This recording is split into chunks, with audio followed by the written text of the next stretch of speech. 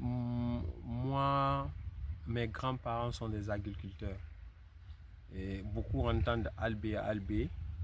Albé, c'était la marque de mon grand-père pour envoyer les bananes en Europe. Donc, ici à Fourikaria, chaque planteur avait une marque. Et la marque automatiquement vient prenant le nom de famille en fait. Donc, Albé est venu comme ça. Donc, ça veut dire que je suis né dedans. Mais bon, comme au début, il faut étudier, il faut faire certaines choses avant d'avoir les moyens pour commencer ce qu'il faut. Pour la petite histoire, moi je venais souvent à Samou. Donc j'ai discuté avec Singleton qui avait déjà réalisé, qui avait déjà fait des exploits dans ce domaine.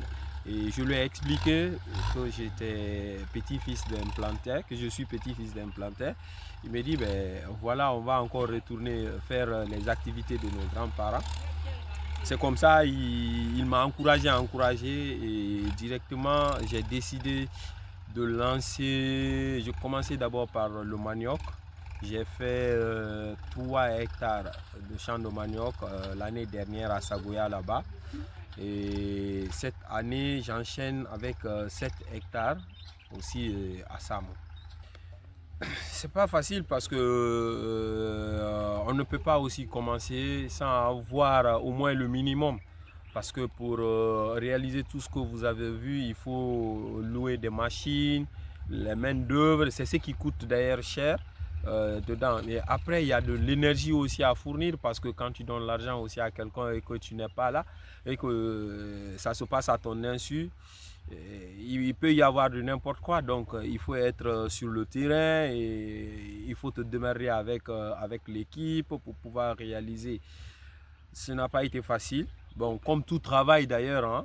Mais petit à petit, on a accepté d'être sous le soleil pour voir ce que vous avez aujourd'hui.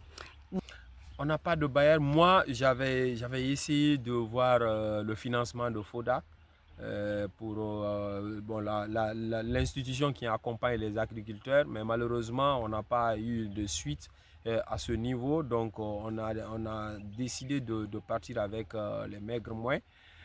Et voilà aujourd'hui ce que ça nous a donné. Et dans toute activité, et comme ce que les gens disent, hein, halal, dans toute activité, franchement, ce n'est pas facile. Ce n'est pas facile. Et surtout que quand tu tombes, il ne faut pas dire que bon, j'abandonne. Il faut se relever et puis continuer.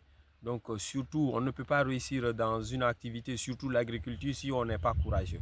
On ne peut pas on ne peut pas avoir de l'expérience dans une activité quand on ne s'y met pas.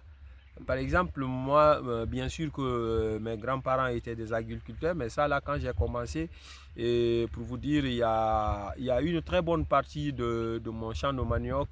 Et cette partie a été détruite par les moutons qui venaient brouter dès que ça pousse.